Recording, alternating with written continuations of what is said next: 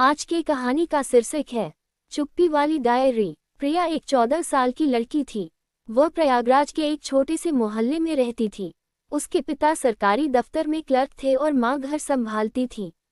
प्रिया की सबसे बड़ी खासियत थी वो बहुत कम बोलती थी। स्कूल में भी टीचर जब नाम पुकारती तो वो सिर्फ यस माम कहकर चुप हो जाती। दोस्त उसे चुप्पी कहकर बुलाते थे। प्रिया को बोलना पसंद नहीं था, लेकिन लिखना बहुत पसंद था। उसकी एक पुरानी मोटी लाल रंग की डायरी थी। उसमें वो रोज कुछ न कुछ लिखती। कभी आकाश के बादलों के बारे में, कभी गली के कुत्ते की कहानी, कभी स्कूल की कैंटीन की समोसे की खुशबू। डायरी उसके सबसे अच्छे दोस्त की तरह थी। वो उससे सब कुछ शेयर करती थी जो वो किसी से नहीं कह पाती। एक दिन स्कूल में नई लड़की आई। उसका नाम था अनान्या। अनान्या बहुत तेज बोलती थी, हंसती थी, नाचती थी और हर किसी से दोस्ती कर लेती थी। पहले दिन ही उसने प्रिया के पास आकर कहा, तुम चुप क्यों रहती हो? बोलो ना कुछ। प्रिया ने सिर्फ मुस्कुराकर सिर हिला दिया। अनान्या हंस पड़ी, अरे वाह, तुम तो सच में चुप्पी वाली हो। ठीक है, मैं तुम्हारी दोस्त बनूंगी। प्रिया को अनान्या अजीब लगी।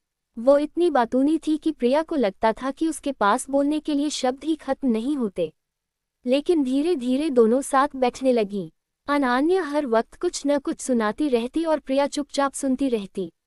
एक शाम अनान्या ने प्रिया से कहा, कल मेरे घर आना, मेरी मम्मी ने पकोड़े बनाने हैं। प्रिया ने घर जाकर माँ से पूछा। माँ ने कहा, जा सकती हो, लेकिन जल्दी लौट आना।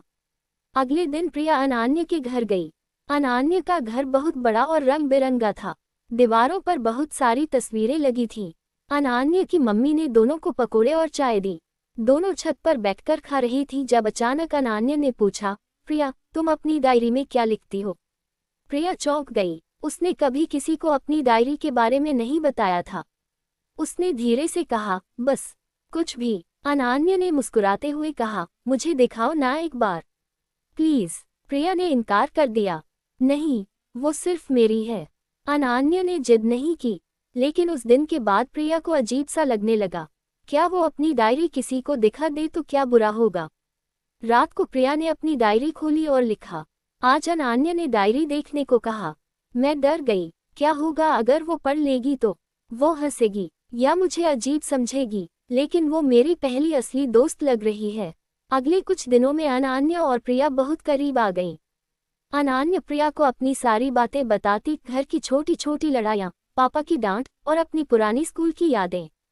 प्रिया सिर्फ सुनती। फिर एक दिन स्कूल में वार्षिक उत्सव का ऐलान हुआ। हर क्लास को एक नाटक करना था। अनान्या ने फैसला किया कि वो और प्रिया मिलकर कुछ करेंगे। प्रिया ने मना किया, मैं स्टेज पर नहीं जा सकती। अनान्या ने कहा, तुम्हें बोलने की जरूरत नहीं, तुम सिर्फ मेरे साथ खड़ी रहना, मैं सब बोल लूंगी। प्रिया मान गई। नाटक की प्रैक्टिस शुरू हुई। अनान्या बहुत उत्साहित थी। वो हर समय नई नई आइडिया लाती। प्रिया चुपचाप मदद करती, पोस्टर बनाती, डायलॉग लिखती, प्रॉप्स जुटाती। एक दिन प्रैक्टिस के बाद अनान्या ने कहा, प्रिया, तुम इतना अच्छा लिखती हो, तुम्हारी डायरी में जो लिखा है वो भी इतना अच्छा होगा, बस एक पन्ना दिखा दो ना। प्रिया इस बार थोड़ी देर सोचती रही। फिर उसने अपनी बैग से डायरी निकाली और एक पन्ना खोलकर अनान्या को दे दिया। वो पन्ना था चुप रहना भी एक ताकत है नाम का। अनान्या ने पढ़ा। पढ़ते पढ़ते उसकी आंखें नम हो गईं। उसने प्रिया को गले लगा लिया और बोली, तुम बहुत खूबसूरत लिखती हो, तुम चुप क्यों रहती हो? दुनिया को तुम्हारी आवाज़ सुननी चाहिए। उस दिन के बाद प्रिया थोड़ी थोड़ी बदलने लगी।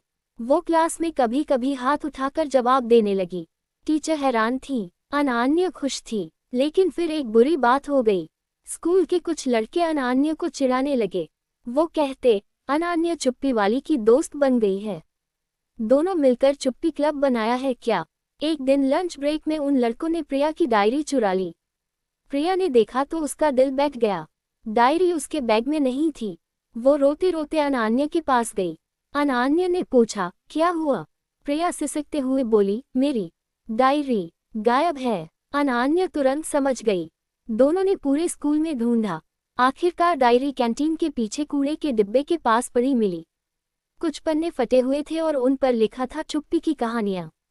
प्रिया बहुत रोई। उसने सोचा कि अब सब उसे चिढ़ाएंगे। वो घर जाकर अपनी डायरी को अलमारी में बंद कर दी और सोचने लगी, मैं कभी किसी को कुछ नहीं दिखाऊंगी। अगले दिन स्कूल में सब बात कर रहे थे। प्रिया सिर झुकाकर चल रही थी। अनन्या उसके पास आए और बोली, प्रिया तुम रो मत। मैंने सबको बता दिया है कि वो डायरी तुम्हारी है और उसमें बहुत सुंदर बातें लिखी हैं। प्रिया ने हैरानी से देखा। अनन्या मुस्कुराई, और सुनो, आज शाम को स्कूल के ऑडिटोरियम में डायरी रीडिंग का प्रोग्राम है। मैंने टीचर से कहा है कि तुम अपनी डायरी से एक पन्ना पढ़कर सुनाओगी। प्रिया डर गई। नहीं, मैं नहीं पढ़ सकती। अनन्या ने उसके हाथ पकड़े और कहा, तुम अकेली नहीं हो, मैं तुम्हारे साथ स्टेज पर खड़ी रहूंगी। अगर तुम नहीं बोल पाई तो मैं पढ़ दूंगी, लेकिन कोशिश तो करो। तुम्हारी लिखी हुई बातें बहुत अच्छी हैं। पूरी शाम प्रिया घबराती रही। घर आकर उसने माँ को बताया। माँ ने मुस्कुराकर कहा, बेटा डर मत, जो दिल से लिखा है वो दिल तक पहुँचता है। रात को प्रिया ने अपनी डायरी खोली। उसने वो पन्ना चुना जिसमें उसने लिखा था, दोस्ती का मतलब सिर्फ बोलना नहीं, सुनना भी होता है।